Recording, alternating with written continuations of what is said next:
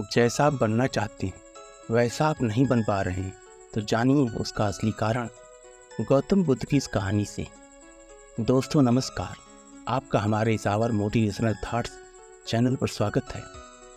दोस्तों, क्या आप जैसा बनना चाहते हैं वैसा नहीं बन पा रहे हैं, या आप जैसा चाहते हैं अगर वैसा नहीं हो पा रहा है, तो आज की कहानी आपके लिए ही है। दोस्तों, इस कहानी को अंत तक ध्यान से ज़रूर सुनना। अगर इस कहानी को अंत तक ध्यान से सुनते हैं तो आपको इस कहानी से ऐसा कुछ सीखने को मिलने वाला है जो आपको आपकी लाइफ में बहुत काम आने वाला है। इसलिए इस कहानी को अंत तक अवश्य सुनें। गौतम बुद्ध की यह कहानी एक लाइफ चेंजिंग कहानी है। दोस्तों, आज आपके पास जो कुछ भी है वह इसलिए नहीं है कि बस आपकी किस्मत में इतना ही लिखा था या फिर आपकी किस्मत ही खराब है, बल्कि वह इसलिए है क्योंकि आप इतना ही डिज़र्व करते हैं। दोस्तों, यह प्रकृति बड़ी ही न्यायप्रिय है। यह उसे उतना ही देती है जितने का वह हकदार होता है, चाहे वह ज्ञान हो या धन।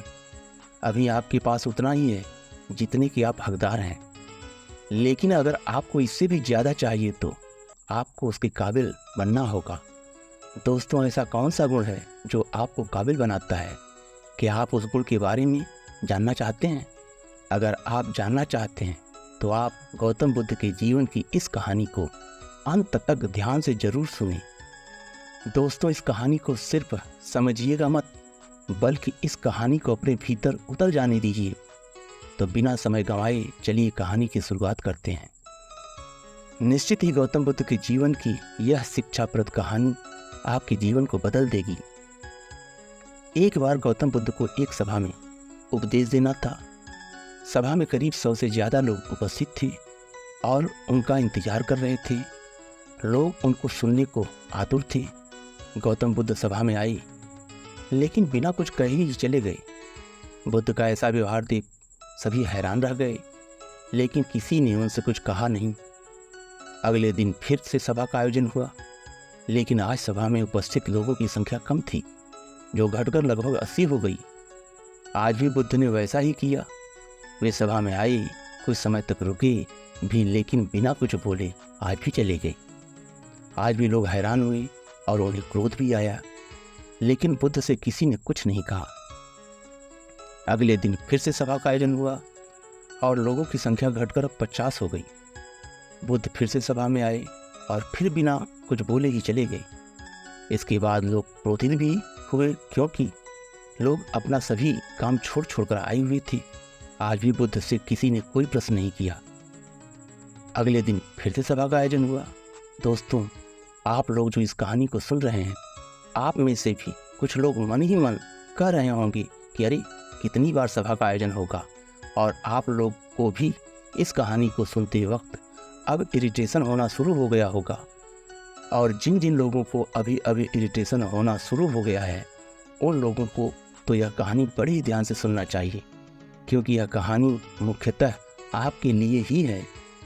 अगले दिन फिर से सभा का आयोजन हुआ, लेकिन इस बार लोगों की संख्या बहुत कम, केवल 30 ही थी। आज भी बुद्ध सभा में आए, लोगों के बीच थोड़ा सा मुस्कुराए और आज भी बिना बोले चली गई। इस बार भी लोग बड़े क्रोधित हुए और इस बार लोगों ने पीछे से महात्मा बुद्ध को कुछ अनाप शनाप भी कहा और बड़बड़ाए भी, लेकिन बुद्ध ने उनके किसी प्रश्न का कोई उत्तर नहीं दिया। दोस्तों, अगले दिन फिर से सभा का आयोजन हुआ और इस बार लोगों की संख्या बहुत ज़्यादा घट गई थी। यानी इस बार सभा में कुल मिलाकर 15 लोग ही आए हुए थे। इस बार भी बुद्ध सभा में आए, लेकिन इस बार वे प्रवचन देने के लिए खुद अपना आसन ग्रहण करते हैं। फिर लोगों के बीच बुद्ध ने प्रवचन दिया और उन 15 लोगों को ही उन्होंने उपदेश दिया, और वे 15 लोग बुद्ध के भिक्षुक बन गए।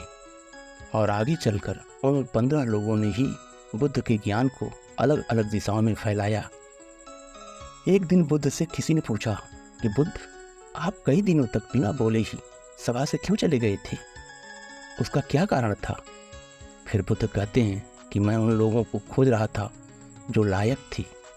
यानी कि पहले दिन 100 से भी ज़्यादा लोग आए थे, उसमें से ज़्यादातर लोग सिर्फ आए हुए थे।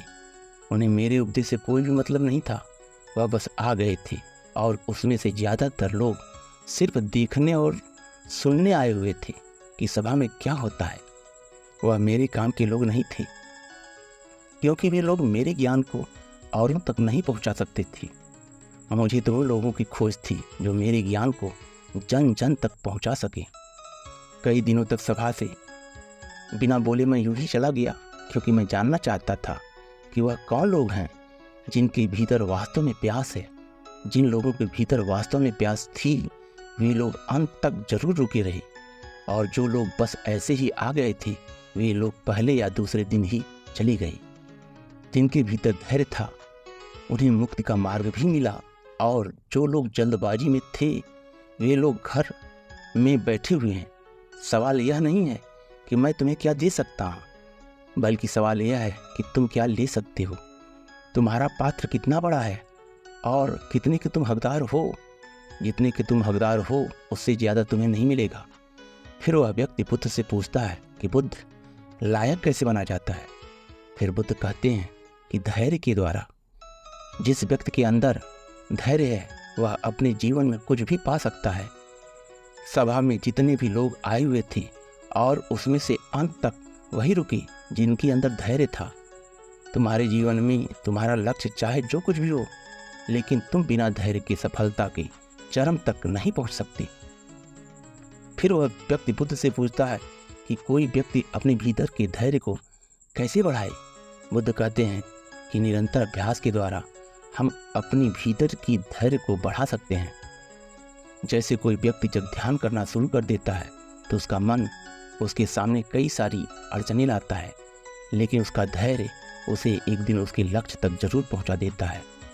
फिर वह व्यक्ति बुद्ध से कहता है कि मैं समझ गया बुद्ध, मैं समझ गया। यानी मुझे धैर्य के साथ निरंतर अभ्यास करने की आवश्यकता है। दोस्तों, अब आपको निश्चित ही समझ में आ गया होगा कि वह क्यों नहीं है जो आप पाना चाहते हैं, क्योंकि आप उसके लायक नहीं हैं। आप लायक तभी बनेंगे जब आप अपने भीतर धैर्य को बनाएंगे। और धैर्य कैसे बढ़ेगा? धैर्य बढ़ेगा निरंतर अभ्यास के द्वारा। और अभ्यास कौन करेगा? अभ्यास करेंगे आप। तो फिर करते क्यों नहीं? दोस्तों, खुद से ईमानदारी के साथ यह प्रश्न जरूर पूछिए कि जो आप भविष्य में बनना चाहते हैं उसके लिए क्या आप धैर्य के साथ काम कर रहे हैं? दोस्तों, अगर उसका उत्तर नहीं है तो अपनी असफलता के लिए जिम्मेदार आप खुद होंगे। दोस्तों, आज की गौतम बुद्ध की यह शिक्षाप्रद कहानी आपको पसंद आई होगी तो नीचे कमेंट बॉक्स में हाँ जरूर लिखें, और उसके साथ ही कहानी को अपने दोस्तों के साथ शेयर करना ना भूलें। अगर हमारी यह वीडियो अच्छी लगी हो तो इसे लाइक करिए और प्लीज़ हमारे चैनल को सब्सक्राइब करिए। धन्यवाद।